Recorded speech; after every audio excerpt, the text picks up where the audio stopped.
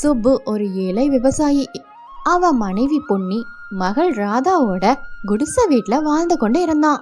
ஒரு நாள் house owner Kandasamy அங்க வந்தாரு. எப்பா சுப்பு, 2 மாசமா வாடகை பாக்கி. எப்ப கேட்டாலும் பஞ்ச பாட்டே பாடிக்கிட்டு இருக்க. எப்பதான் வாடகை தருவ அப்படின்னு கேட்டதும், ஐயா, உங்க வயல்ல தான் கஷ்டப்பட்டு வேலை செய்யறோம். உங்க வயலை நம்பிதான் எங்க பொழப்பே ஓடிக்கிட்டு இருக்கு. அப்படி இருக்கும் பொழுது இங்க சரியா கூலியும் தரதில்லையா? உங்க வயல்ல வேலை செய்யற எங்களுக்கு தங்குற வீட்டுக்காக அநியாய வாடகைய கேக்குறீங்கய்யா. என்னது அநியாயமா? போனா போகுதுன்னு தங்கறதுக்கு இடம் கொடுத்தல்ல, இப்படித்தான் பேசுவீங்க. பணம் தரலைனா இடத்த காலி பண்ணுங்க அப்படின்னு கராரா சொன்னாரு கந்தசாமி. ஐயா, எங்க அப்பா திறமையான விவசாயி. நீங்க நியாயமான கூலி கொடுத்தாலே எங்க கஷ்டம் எல்லாம் தீர்ந்து போயிடும். இதுல நீங்க இரக்கமே இல்லாம இப்படி பேசுறீங்களே. இவ்வளவு திமிரா பேசுற உங்களுக்கு நான் இரக்கம் காட்டணுமா? முதல்ல வீட்டை காலி பண்ணுங்க. இனி உனக்கு வயல்லையும் வேலை இல்ல, இந்த வீட்லயும் இடம் இல்ல அப்படின்னு கோவமா சொல்லி 3 பேத்தையும் விரட்டி விட்டாரு கந்தசாமி. அதுக்கப்புறம் சுப்பு, பொன்னி, ராதா 3 பேரும் எங்க போறதுன்னே தெரியாம நின்னு கொண்டே இருந்தாங்க. அப்போ அங்க ஒரு நிலத்துல ஒரு மாமரம் இருந்துச்சு. ரொம்ப களைப்பா இருந்தனால அந்த மாமர நிழல்ல ஓய்வு எடுத்துட்டு இருந்தாங்க. அப்போ பொன்னி, ஏங்க, இருக்கிறதுக்கு ஒரு இடமும் செய்யறதுக்கு ஒரு வேலையும் இருந்துச்சு. இப்ப அதுவும் இல்ல. இந்த மரத்தடி நிழலைத்தான் நம்பி வந்திருக்கோம். அந்த கடவுள் தான் நமக்கு ஒரு வழி காட்டணுங்க அப்படின்னு கவலையா பொன்னி பேசும் பொழுது, அம்மா கவலைப்படாதீங்க.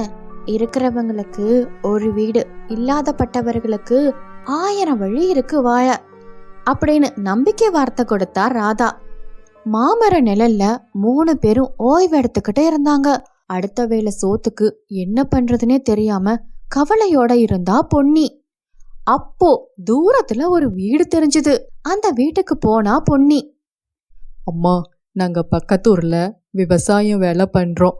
இப்போ வேலையும் இல்ல, தங்குறதுக்கு வீடும் இல்ல. உங்க வீட்ல ஏதாவது வேலை இருந்தா சொல்லுங்கம்மா அப்படின்னு பாவமா கேட்டா பொன்னி. ஏமா, உன் கதைய கேட்டா கஷ்டமாதான் இருக்கு. எங்க வீட்ல நானும் என் வீட்டுக்காரும் மட்டும்தான். எங்களுக்கு ஆள் தேவையில்லம்மா. ஏதாவது பண உதவி வேணும்னா கேளு. அம்மா, எனக்கு பணம் எல்லாம் வேண்டாம். நீங்க சாப்பிட்ற சாப்பாட்டுல எனக்கு ஒரு பிடி சாப்பாடு மட்டும் கொடுங்க.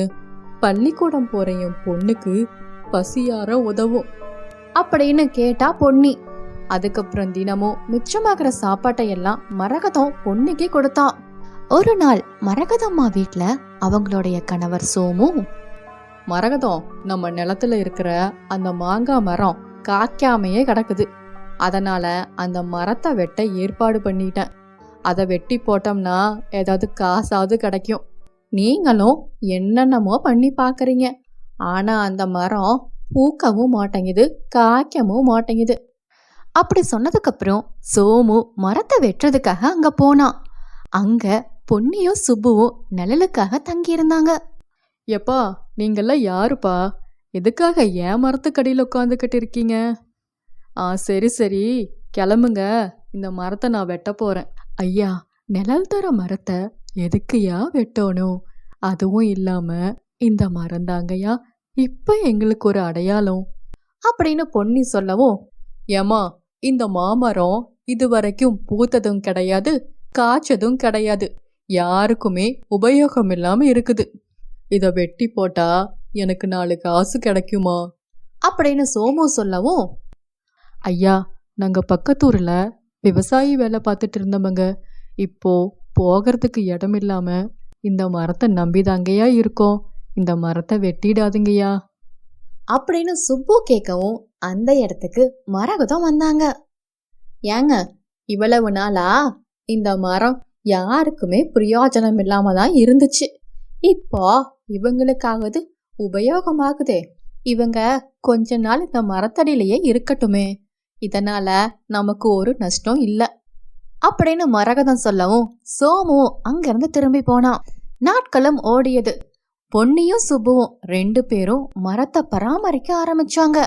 அதை சுத்தி இருக்கும் குப்பையெல்லாம் அகற்றி அதுக்கு தண்ணி ஊத்தி நல்லா உரம் போட்டு மரத்தை பராமரிச்சுக்கிட்டு வந்தாங்க. நாட்களும் ஓடியது. ஒரு நாள் அந்த மாமரம் பூக்க ஆரம்பிச்சது, காய்க்கவும் தொடங்கியது. அதுக்கப்புறம் அன்னைக்கு காலையில வழக்கம் போல பள்ளிக்கூடத்துக்கு போனா ராதா. ஏமா ராதா, இன்னும் நீ பரீட்சைக்கு பணம் கட்டலையா? பணம் கட்டலைனா பரீட்சை எழுத முடியாது, தெரியும்ல. இனி 2 நாளைக்குள்ள கட்டுறதுக்கான வழியா பாருமா அப்படின்னு அவங்க டீச்சர் சொல்லவும் ராதா ரொம்ப வருத்தத்தோட வந்தா. பொன்னி, சுப்பு, ராதா 3 பேரும் மரத்துக்கடியில உட்காந்து பேசிக்கிட்டு இருந்தாங்க. என்னம்மா ராதா, முகமெல்லாம் வாடி கிடக்கு? அம்மா, இன்னும் 1 வாரத்துல பரீட்சை வரப்போகுது, அதுக்கு பணம் கட்ட சொன்னாங்கம்மா அப்படின்னு வருத்தமா சொல்லி கொண்டிருந்தா ராதா. அப்போ மழைமா காத்தடிச்சுது. அப்போ அடிக்கிற காத்துல மாங்காய் ஒண்ணு கீழே விழுந்தது. பா, இங்க பாருங்க மாம்பழம். இந்த மாமரம் பூக்கவே பூக்காது, காய்க்கவே காய்க்காதுன்னு சொன்னாங்க. ஆனா இன்னைக்கு எத்தனை காய் வந்திருக்குன்னு பாருங்க. ஆமாங்க, எல்லாமே உங்க பராமரிப்பும் உழைப்பும் தான். காய்க்காத மரத்தை கூட காய்க்க வச்சிருக்கிறீங்க. ஒரு நாள் மாம்பழம் பழுத்து கீழே விழுக ஆரம்பிச்சது. அப்போ பொன்னி, எங்க நிறைய மாம்பழம் கீழே விழுகுதுங்க, இதையெல்லாம் எடுத்துட்டு போய் கடையில கொடுத்தோம்னா நமக்கு ஒரு லாபம் கிடைக்குங்க அப்படின்னு பொன்னி ஒரு யோசனை சொல்லவும் அதுக்கு சுப்புவும் சரின்னு சொன்னான். உடனே பொன்னி அதையெல்லாம் எடுத்துட்டு போய் கடையில விற்க ஆரம்பிச்சா. அதனால தினமும் அவங்களுக்கு ஒரு வருமானமும் வந்துச்சு. நாட்கள் இப்படியே ஓடிக்கொண்டு இருந்துச்சு. ஒரு நாள் இதையெல்லாம் பார்த்த சோமு ரொம்ப ஆச்சரியப்பட்டான். ஆனா கோபமும் வந்துச்சு. கோபத்தோட அவங்க கிட்ட வந்தான். யாப்பா சுப்பு, நீ பண்ணுறது உனக்கே நியாயமா இருக்கா? மரம் நான் நட்டுனது, என் மரத்துக்காய பறிச்சுட்டு போய் நீ விற்கிறையே, இது உனக்கே நியாயமா? ஐயா, நாங்க பறிக்கலைங்க, அடிக்கிற காத்துல விழுகிற மாங்காயத்தான் எடுத்துட்டு போய் சந்தையில விற்கிறோம். ஐயா, இத்தனை நாள் இந்த மாமரம் காய்க்காம கிடந்துச்சு.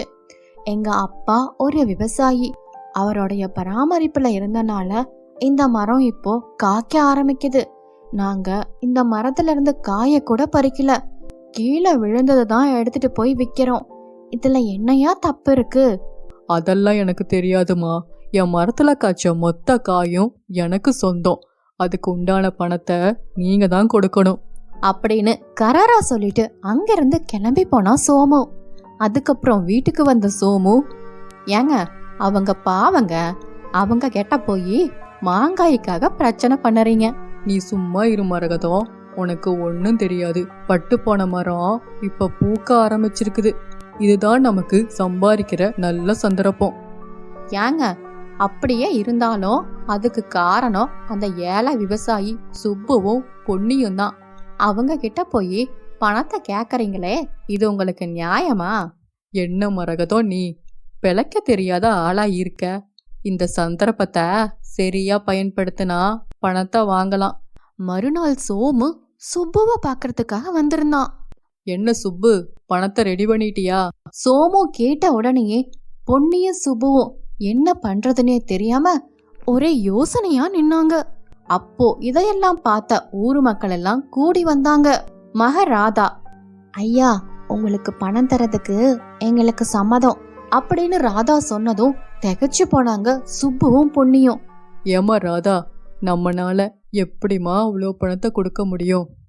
அப்பா, நீங்க சும்மா இருங்க, நான் பேசிக்கிறேன் அப்படின்னு சொல்லிட்டு ராதா பேச ஆரம்பிச்சா. ஐயா, உங்க இடத்துல ஒரே ஒரு மாமரம் தான் இருந்துச்சு.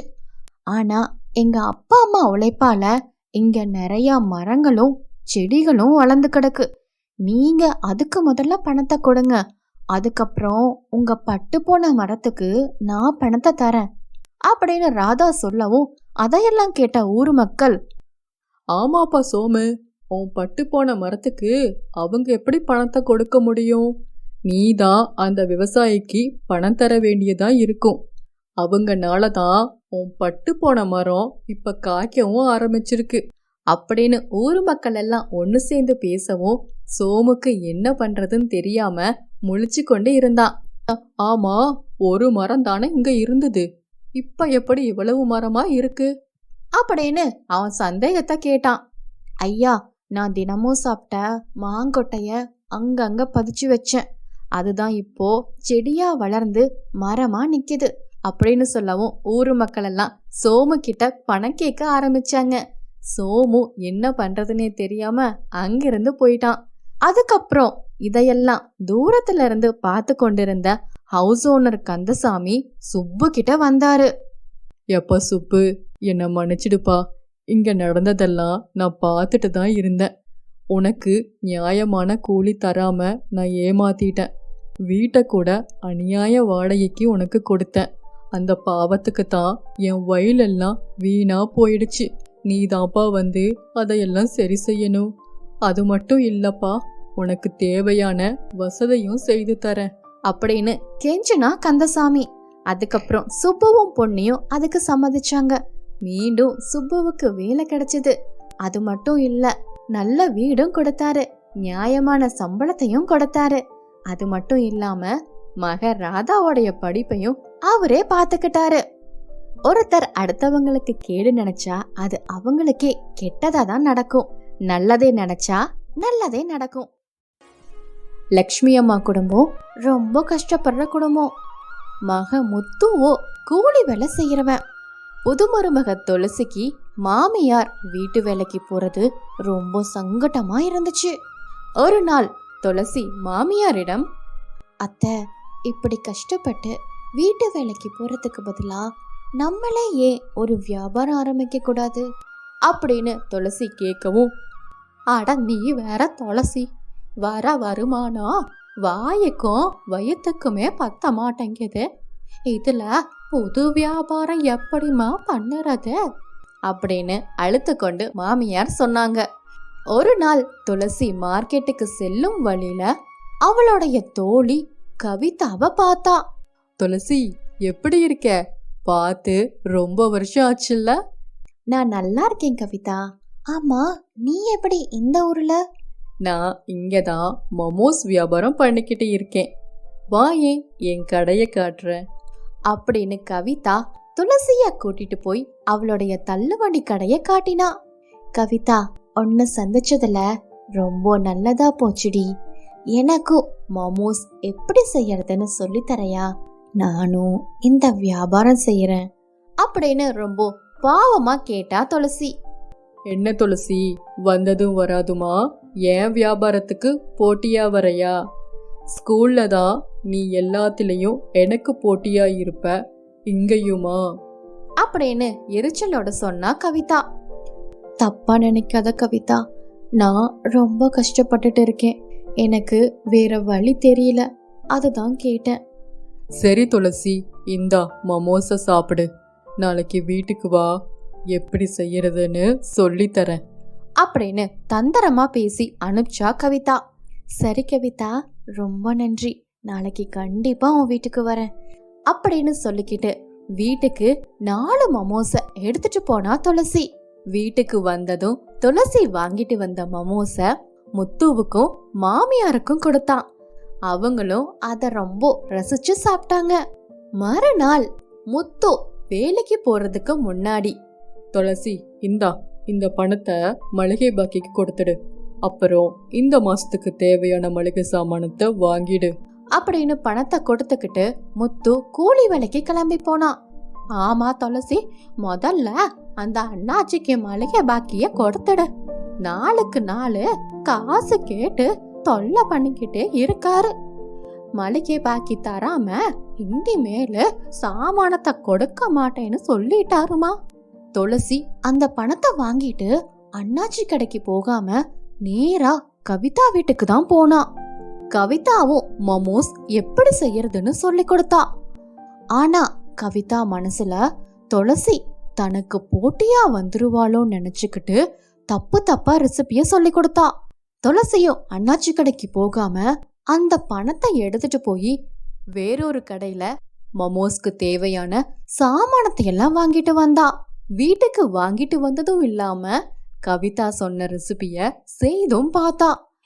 என்னம்மா துளசி, என்ன வண்டி வச்சிருக்க அப்படின்னு அதிர்ச்சியா கேட்டாங்க மாமியார். அத்தை, என்னுடைய ஃப்ரெண்டு கவிதா சொன்ன மாதிரியே மமோஸ் செய்து பார்த்தேன் அத்தை. அது சரியாவே வரலத்த, எல்லாமே வீணா போச்சு அப்படின்னு கவலையோட சொல்லவே, என்னம்மா துளசி, என்கிட்ட ஒரு வார்த்தை கேட்க கூடாதா?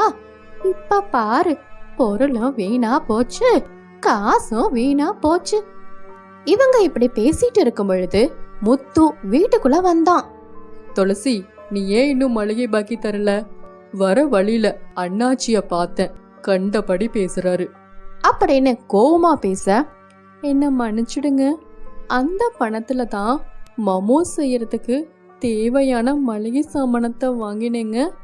ஆனா இப்ப எல்லாமே வீணா போச்சுங்க அப்படின்னு அழுது கொண்டே சொன்னா துளசி.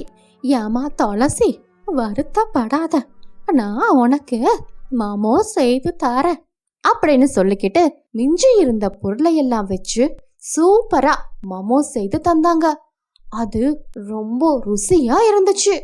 அத சாப்பிட்டு பார்த்த உடனே எல்லாத்துக்குமே பிடிச்சு போச்சு. அத்தை, இந்த ரெசிபி உங்களுக்கு எப்படி தெரியும்? துளசி, நீ முதல் வாட்டி வாங்கிட்டு வந்து கொடுக்கும் போதே கவனிச்சேன். அதுல என்னென்ன போட்டிருக்காங்க, எப்படி செய்திருப்பாங்கன்னுட்டு அத வச்சுதாமா இப்ப செய்த. அவங்க அத்தை சொன்னதை பார்த்து துளசிக்கு ஒரு நம்பிக்கையும் வந்துச்சு. ஏங்க, நம்ம இந்த மமோஸ் வியாபாரத்தவே ஸ்டார்ட் பண்ணலாங்க.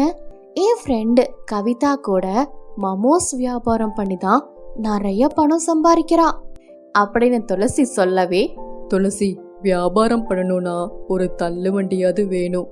பணத்துக்கு எங்க போறது? இப்ப இருக்கிற நிலைமைக்கு இதெல்லாம் சரியா வராது அப்படின்னு முத்து சொல்லவே, ஏங்க, நம்ம சின்னதா ஆரம்பிக்கலாங்க. முதல்ல நீங்க தெரு தெருவா வித்துட்டு வாங்க அப்படின்னு சொல்லிக்கிட்டு வியாபாரத்தை தொடங்கினாங்க. முத்துவோ மமோஸை எல்லாம் எடுத்துட்டு போய் கூவி கூவி வித்தா. ஒரு சிலர்கள் வாங்கினாங்க, ஒரு சிலர்கள் அத ஆச்சரியமா பார்த்தாங்க. டேய், என்னடா இது? பஜ்ஜி போண்டா மாதிரி இல்லாம இது ஏதோ வேற மாதிரி இருக்கு அப்படின்னு ஒரு சிலர்கள் பேசிக்கொண்டு இருக்கும் பொழுது மழை வர தொடங்கியது. அத பார்த்ததும் அங்கிருந்து எல்லோரும் ஓடிட்டாங்க. முத்துவும் மழைக்காக ஒரு மரத்தடியில ஒதுங்கினான். மழை அடிச்சு ஊத்துச்சு. அடிச்சு ஊத்துன மழையில மமோஸ் எல்லாம் வீணா போச்சு. ரொம்ப வருத்தத்தோட நடந்ததையெல்லாம் வீட்டுக்கு வந்து சொன்னா முத்து. மறுநாள் துளசி ஒரு ஐடியா பண்ணுனா. ஏங்க, இங்க பாருங்க, சூடான மமோஸ் எல்லாம் வாழை இலையில மடிச்சு வாழை நாரால கட்டி வச்சிருக்கேன். இதையெல்லாம் எடுத்துட்டு போய் வித்துட்டு வாங்க அப்படின்னு சொல்லவே, முத்துவும் சுட சுட வாழை இலையில பேக்கிங் செய்த மமோஸை எல்லாம் எடுத்துட்டு போய் விற்க தொடங்கினான். பாதி எல்லாம் வித்தும் போச்சு. ஆனா அதுக்குள்ள மீண்டும் மழை வர தொடங்கியது. அத பார்த்துட்டு எல்லோரும் அங்கிருந்து ஓடவே, முத்துவும் மீதியான மமோஸை எல்லாம் எடுத்துட்டு வீட்டுக்கு வந்தான். என்னங்க இது, பாதி மமோஸ அப்படியே எடுத்துட்டு வந்திருக்கீங்க, இதெல்லாம் வித்து போகலையா? துளசி, அதுக்குள்ள மழை வந்துடுச்சு. மமோஸ் எல்லாம் வீணா போயிடுமேனுட்டு வீட்டுக்கு எடுத்துட்டு வந்துட்டேன். யாமா துளசி, மிஞ்சி போன மமோசையெல்லாம் அக்கம் பக்கம் வீட்டுல இருக்கிறவங்களுக்கு கொடுத்தடலாம் அப்படின்னு சொல்லிக்கிட்டு மாமியார் லக்ஷ்மியும் துளசியும் அக்கம் பக்கம் வீட்டுல உள்ளவங்களுக்கெல்லாம் மமோஸ ஃப்ரீயாவே கொடுத்தாங்க. மறுநாள் மீண்டும் சுட சுட மமோஸ செய்தா. ஆனா சாயந்தரம் வியாபாரத்துக்கு போறதுக்கு முன்னாடியே மழை ஸ்டார்ட் ஆச்சு. என்னம்மா துளசி, வியாபாரம் தொடங்கினதுல இருந்து மழை வந்துகிட்டே இருக்குது. இப்படி இருந்தா நம்ம எப்படி வியாபாரம் செய்ய முடியும்? இன்னையோட மளிகை சாமானமும் தீர்ந்து போச்சு. வருத்தப்பட்டு மாமியார் பேசிக்கொண்டு இருக்கவே, அப்போ மளிகை கடை அண்ணாச்சியும் வந்தாரு. ஏப்பா முத்து, எப்பதான் மளிகை பாக்கிய தருவ? அது மட்டும் இல்லாம என்ன கேட்காமையே என் வாழை தோட்டத்துல இருந்து வாழை இலைய வேற எடுத்துட்டு வந்திருக்கீங்க. ஒரு வாழை இலையோட விலை 10 ரூபாய் கணக்குல 50 வாழை இலைக்கு 500 ரூபாய் ஆச்சு. அதையும் சேர்த்து மொத்த காசையும் இப்பவே எண்ணி வை. அப்படின்னு அண்ணாச்சி கராரா பேசவே, அண்ணாச்சி கோச்சிக்காதீங்க, நாங்களே இப்பதான் புது வியாபாரம் ஆரம்பிச்ச நாள்ல இருந்தே மழை கொட்டி தீக்குது, வியாபாரமும் சரியா இல்ல அப்படின்னு வருத்தப்பட்டு பேசிக்கொண்டு இருக்கும் பொழுது அப்போ துளசி வாழை இலையில 2 மமோசா எடுத்துட்டு வந்தா. அத அண்ணாச்சிக்கு கொடுத்தா. இந்தாங்க அண்ணாச்சி, இந்த மமோச சாப்பிட்டு பாருங்க அப்படின்னு சொல்லி மமோசா அண்ணாச்சிக்கு கொடுக்கவே அண்ணாச்சியும் அந்த மமோசா வாங்கி சாப்பிட்டாரு. சாப்பிட்ட சில வினாடிலேயே அண்ணாச்சியோட மனசு ரொம்ப கூலானது. துளசி, இந்த மமோஸ் ரொம்ப டேஸ்டா இருக்குமா? அண்ணாச்சி, நான் சொல்றேனேன்னு தப்பா எடுத்துக்காதீங்க. 2 நாள் பெய்த மழையில உங்க தோட்டத்து வாழையெல்லாம் சரிஞ்சு போச்சு. வீணா போகணும் தான் வாழை இலையெல்லாம் எடுத்து நாங்க யூஸ் பண்ணிட்டோம். அது தப்புன்னா சொல்லுங்க, நாங்க கொஞ்சம் கொஞ்சமா பணத்தை தரோம். நீ நல்லதுதான் செய்திருக்க. சரி துளசி, நீ செய்த மமோஸ் எல்லாம் எனக்கு ரொம்ப பிடிச்சிருக்கு. ஒரு 10 பொட்டல மமோஸ எனக்கு தா, நான் என் கடையில வச்சு விற்கிறேன். எல்லா மமோஸும் வித்து போச்சுன்னா நீ தர வேண்டிய மளிகை பாக்கிய நான் கழிச்சுக்கிறேன் அப்படின்னு சொல்லவே துளசிக்கு ரொம்ப சந்தோஷமா இருந்துச்சு. துளசியும் அண்ணாச்சிக்கு 10 பொட்டல மமோசா கொடுத்தா. அண்ணாச்சியும் அத வாங்கிட்டு போனாரு. கொஞ்ச நேரம் கழிச்சு பக்கத்துல இருக்கிற மாமி வீட்டுக்கு வந்தாங்க. லட்சுமி அம்மா கொஞ்சம் வெளியே வாங்க அப்படின்னு சொன்ன உடனே எல்லாரும் வெளியே வந்தாங்க. சொல்லுங்க மாமி, என்ன விஷயம்? லட்சுமி அம்மா, நேத்து நீங்க கொடுத்த மமோஸ் என் பேரனுக்கு ரொம்ப பிடிச்சு போச்சு. மமோச வாங்கிட்டு போகத்தான் வந்தேன். எனக்கு ஒரு 2 பொட்டலம் கொடுங்கல. துளசியும் மிஞ்சி இருக்கிற மமோசையெல்லாம் எடுத்து கொடுத்தா. மாமியும் அதற்கான பணத்தை கொடுத்தாங்க. எப்படியா துளசி, இன்னைக்கு எல்லா மமோஸும் வித்து போச்சு, பணமும் வந்துருச்சு அப்படின்னு ரொம்ப சந்தோஷமா இருந்தாங்க குடும்பமே. இப்படி பல முயற்சிகள் செய்து போராடி துளசி வியாபாரத்தை நடத்தினா. அக்கம் பக்கத்துல இருந்து ஆர்டர்கள் வரவே அதையெல்லாம் எடுத்து செய்து வியாபாரமும் பெருகியது. துளசியும் சொந்தமா தள்ளுவண்டி வாங்கினா. ஜனங்களும் சுட சுட chicken momos, veg momos, sweet மமோஸ்னு வெரைட்டியா வாங்கிட்டு போனாங்க. வியாபாரமும் சூடு பிடிச்சது. இப்படியே போய்கொண்டு இருக்க ஒரு நாள் தோழி கவிதா துளசிய பார்த்தா. துளசி தள்ளுவண்டி கடைய ஆரம்பிச்சதும் அங்க கூட்டம் கூடி இருக்கிறதையும் பார்த்து ரொம்ப ஆச்சரியப்பட்டா. வா கவிதா, என்னாச்சு? ஏன் கவலையா இருக்க அப்படின்னு துளசி கேட்கவே, துளசி, என்னோட வியாபாரம் போச்சு. பெய்த மழையில என்னோட தள்ளுவண்டி கடையெல்லாம் அடிச்சிட்டு போயிடுச்சு. அது மட்டும் இல்ல, பொருள் எல்லாம் சேதமாயிடுச்சு. இதெல்லாம் நான் உனக்கு செய்த துரோகம்தான். கடவுள் என்ன தண்டிச்சிட்டாரு அப்படின்னு வருத்தப்பட்டு அழுகவே, அப்படியெல்லாம் சொல்லாத கவிதா. அன்னைக்கு நான் மட்டும் உன்னை சந்திக்காம இருந்திருந்தனா எனக்கு இந்த மமோஸ் செய்யற ஐடியாவே வந்திருக்காது. இன்னைக்கு என் வாழ்க்கையில முன்னேறி இருக்கும் மாட்டேன். எல்லாமே நல்லதுக்கு நினைச்சுக்கோ அப்படின்னு ஆறுதலா சொன்னா துளசி. ஆனா துளசி, அன்னைக்கு நான் உனக்கு தப்பான ரெசிபிய சொல்லி கொடுத்தேன். உனக்கு நஷ்டத்தையும் ஏற்படுத்திட்டேன். கவிதா, ஒன்னு தெரிஞ்சுக்கோ, தப்புலதான் ஒரு பாடத்தை கத்துக்க முடியும். அப்படித்தான் எனக்கு அன்னைக்கு தப்பா செய்த ரெசிபியில நிறைய நல்ல விஷயத்த கத்துக்கிட்டேன் அப்படின்னு துளசி ரொம்ப பாசிட்டிவா பேசி புரிய வச்சா. தப்பு பண்ணிட்டோன்னு கவலைப்படுறதை விட அதை எப்படி சரி செய்யணும்னு பாசிட்டிவா நினைக்கணும், இந்த துளசிய போல. இதுதான் இன்னைக்கு ஸ்டோரி. இந்த ஸ்டோரி உங்களுக்கு பிடிச்சிருந்தா லைக் பண்ணுங்க, ஷேர் பண்ணுங்க, சப்ஸ்கிரைப் பண்ணுங்க.